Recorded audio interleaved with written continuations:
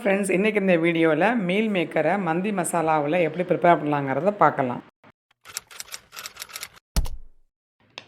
ஒரு cup meal மேக்கரை தண்ணியில் ஊற வச்சு அலசி புழிஞ்சிட்டு 1/4 டீஸ்பூன் உப்பு, 1/2 டீஸ்பூன் சில்லி பவுடர், ஒரு 1/4 டீஸ்பூன் கரம் மசாலா அல்லது மண்டி மசாலா அதையும் போட்டுட்டு நல்லா மிக்ஸ் பண்ணிடலாம்.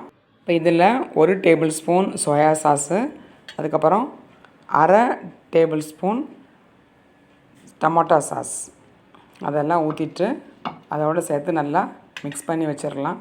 இப்படியே ஒரு 1/2 hour ஊற வச்சிட்டோன்னா உப்பு, வரப்பு, புளிப்பு எல்லாம் இறங்கி டேஸ்ட்டாக இருக்கும். இப்போ 1 டேபிள் ஸ்பூன் எண்ணெயை சூடாக்கிட்டு அதில் பூண்டு, கருவேப்பிலை, 4 பூண்டு பல் நல்லா நசுக்கிட்டு கருவேப்பிலையும் போட்டு நல்லா வதக்கிடலாம். நல்லா வதக்கிட்டு பூண்டு நல்லா ப்ரௌனிஷ் ஆனதுக்கப்புறமா இப்போ நம்ம ஊற வச்சுருக்கிற மீல் மேக்கரை எடுத்து இப்போ அடுப்பில் பூண்டு நல்லா வதங்கினதுக்கப்புறமா எடுத்து போட்டுட்டு லைட்டாக பரட்டி விடணும்.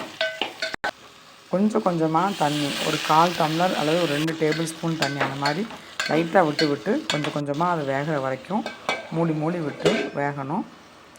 இடையில திறந்து பார்த்துட்டு கொஞ்சம் பிடிக்கிற மாதிரி இருந்துச்சுன்னா திரும்ப கொஞ்சம் ஒரு 1/4 டம்ளர் தண்ணி ஊற்றிட்டு திரும்பவும் வறுத்து விடணும்.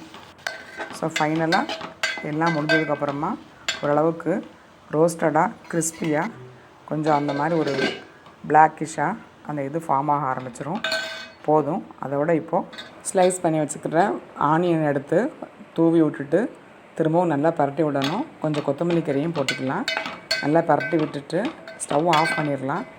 இப்போது அதை மூடி வச்சுட்டு அந்த வெங்காயம் வந்து சூட்லேயே கொஞ்சம் அப்படியே கொஞ்சம் ஒரு மாதிரி செட் ஆகியிருக்கும். அதோடு நம்ம இதை சப்பாத்திக்கு வச்சு சாப்பிடலாம். வேறு ஏதாவது சைட் டிஷ் மாதிரி இதை வச்சு சாப்பிட்டுக்கலாம்.